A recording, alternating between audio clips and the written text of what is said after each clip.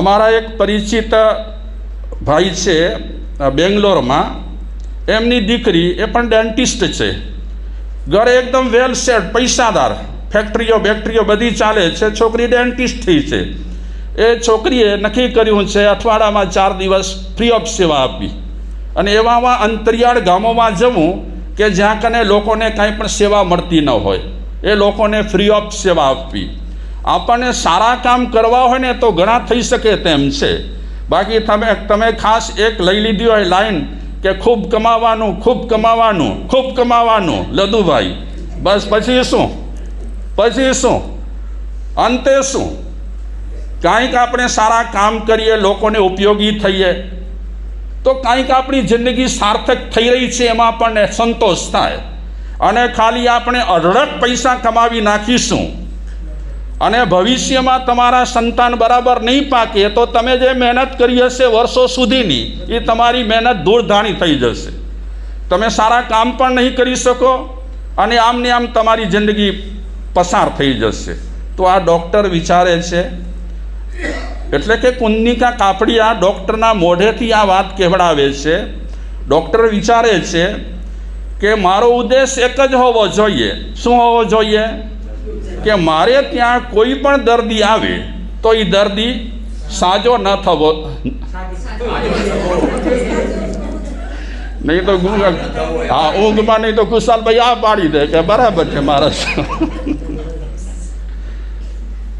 શ્રીમંત કે ગરીબ દર્દી વચ્ચે ભેદભાવ ન કરું. મારે ત્યાં કોઈ પણ આવે, ચાહે ગરીબ રહેલો હોય ચાહે પૈસાદાર રહેલો હોય, મારે પેશન્ટ જોવો, એની ગરીબાઈ કે એની સાહુકારી મારે જોવી નહીં. સમાનતાના ધોરણે મારે એમને ટ્રીટમેન્ટ કરવી. એવા ઘણા ડૉક્ટરો છે કાંઈ જોતા નથી. ઘણા લોકો છે પૈસાદાર હોય, ઉતાવળ કરવા જાય કે અમને પહેલાં લઈ લો ને. ઘણા ડૉક્ટરો કહે નહીં, નિયમે નિયમ.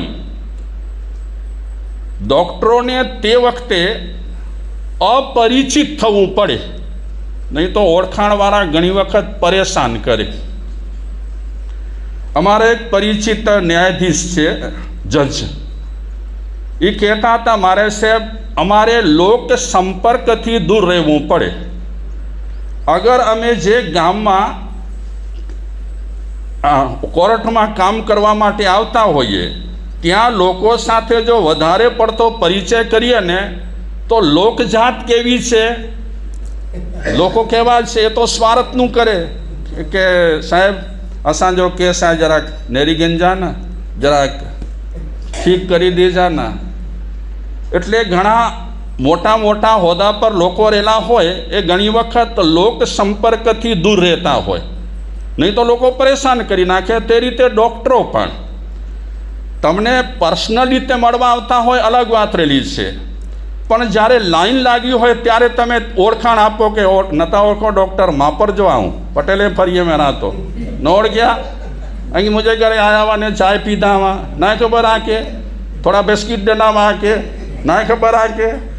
ડૉક્ટર સાહેબને તે સમયે પરિચિતને અને અપરિચિતને સરખા રાખવા પડે, અને ગરીબ અને તવંગરનો ભેદ પણ ભૂલી જવો જોઈએ. દવા બનાવતી કંપનીઓના પ્રચારને પ્રલોભનને વશ થઈ જરૂર કરતાં વધારે દવાઓ આપવાનો વ્યાપાર ચાલે છે. તમે તો અમારાથી વધારે જાણીમાની છો, કારણ કે મોટા મુંબઈમાં રહો છો. હા, એટલે દવાની કંપનીવાળા એ ઘણી વખત ડૉક્ટરો પાસે આવે અને પોતાની કંપનીના પ્રચાર માટે, પોતાની કંપનીની દવાના પ્રચાર માટે, પ્રલોભન માટે ડૉક્ટરોને કાંઈ ને કાંઈ ઘૂસ પણ આપતા હોય. તો એ ડૉક્ટર એમ કહેવા માગે છે કે હે ભગવાન, મને એવી સદબુદ્ધિ આપશે કે જ્યારે કોઈ કંપનીવાળા, દવાની કંપનીવાળા મને પ્રલોભન અને પ્રચાર માટે કાંઈ પણ વાત કરે ત્યારે મારે તટસ્થ રહેવાનું, અને જે દર્દીને જેની દવાની જરૂર છે એ દવા સિવાય ઉપરાંત દવા ક્યારે પણ ન દેવી. ઘણી વખત શું થાય છે તમે તો જાણો જ છો, ઘણી વખત ઘણી કંપનીઓ દ્વારા પ્રલોભન મળ્યા હોય તો એ કંપનીઓનો માલ ખૂટાડવા માટે શું કરે, વધુ પડતી દવાઓ આપતા રહેતા હોય છે, વધુ પડતી ટ્રીટમેન્ટો પણ આપતા રહેતા હોય છે. અમારા એક ડૉક્ટર પરિચિત છે, પરિચિત એટલે ઘરના જેવા છે, એ અમારી પાસે એક વખત આવી કરી અને આંખમાં આંસુ સારીને કીધું, નહીં તો ડૉક્ટરની આંખમાં આંસુ હોય, આપણને પડાવે આંસુ, પણ ડૉક્ટર ક્યારે રડે પણ એ રડ્યા. બહુ જ સુંદર માણસ. દરવાજા બંધ કરી અને પછી વાત કરી કે મારા સાહેબ બહુ મને દુઃખ લાગે છે કે જેને ત્યાં હું અત્યારે છું, જેની કંપનીના નીચે હું કામ કરું છું,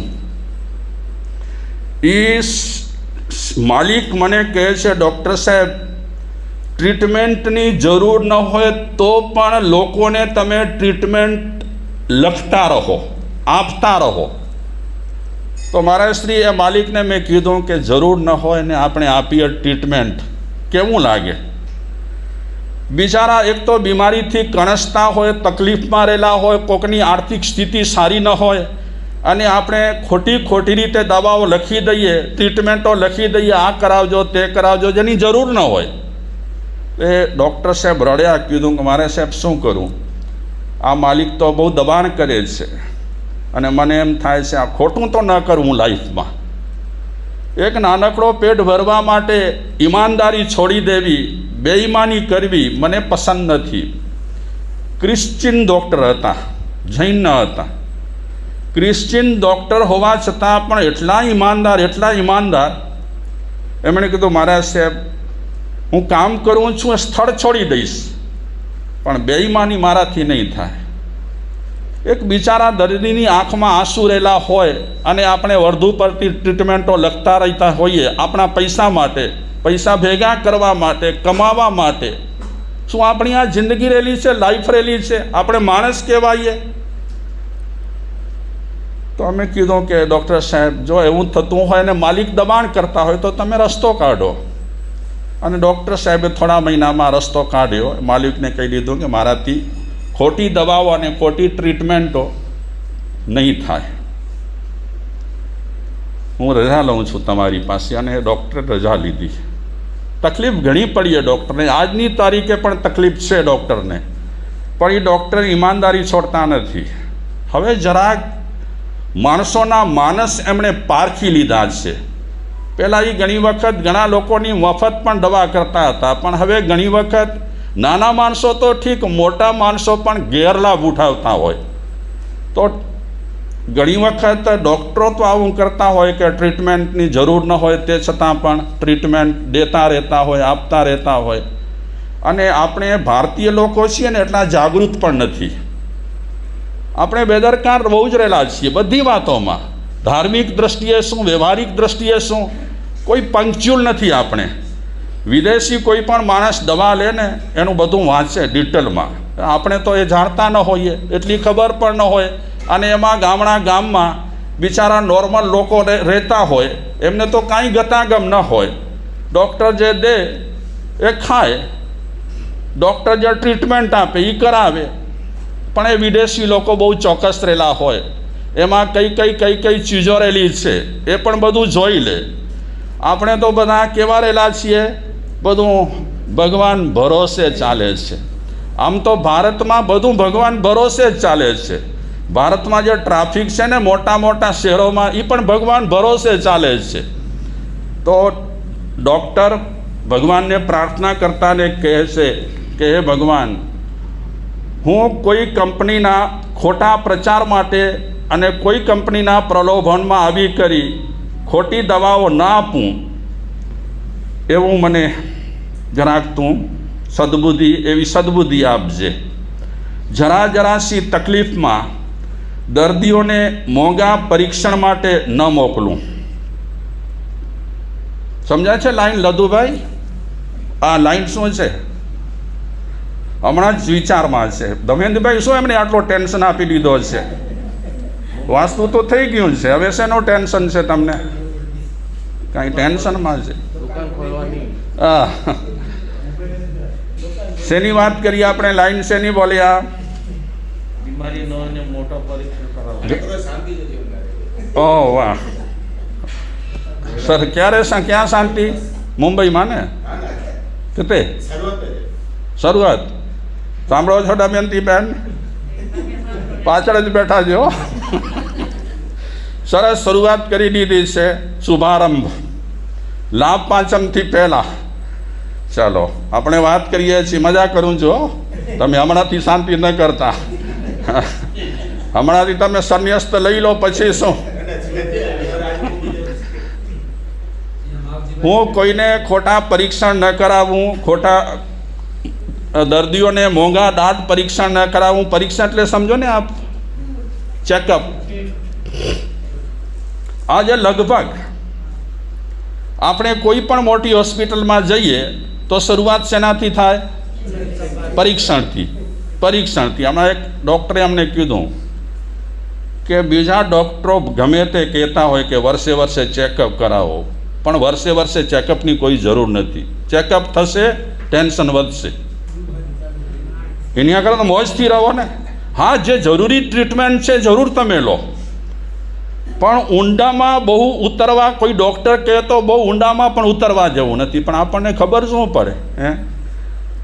એમની લાઈનના આપણે છીએ નહીં. એ જે કહે તે બાબા વાક્યમ પ્રમાણમ. હવે આ સૂત્રમાં શું લખેલું છે તમે વાંચતા ન હો તો તમને શું ખબર હોય? હા, પછી અમે ને ગપગોળા ભલે ને હાંકતા રહીએ. એ ડૉક્ટરોનું પેડ એવું જ રહેલું છે. ખોટા પરીક્ષણ, ચેકઅપ, આ કરાવો ત્યાં. ગરીબ માણસો બિચારા. અમે હમણાં MRI કરાવી ત્યાં પૂનામાં.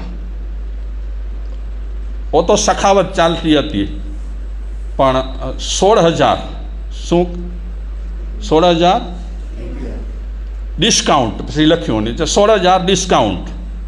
અમે આ ફિગર વાંચીને વિચાર્યું કે ગરીબ માણસ બિચારો 16,000 રૂપિયા ખાલી MRI કરાવે તો દવા ક્યારે લે ને ક્યારે ટ્રીટમેન્ટ થાય ને શું થાય?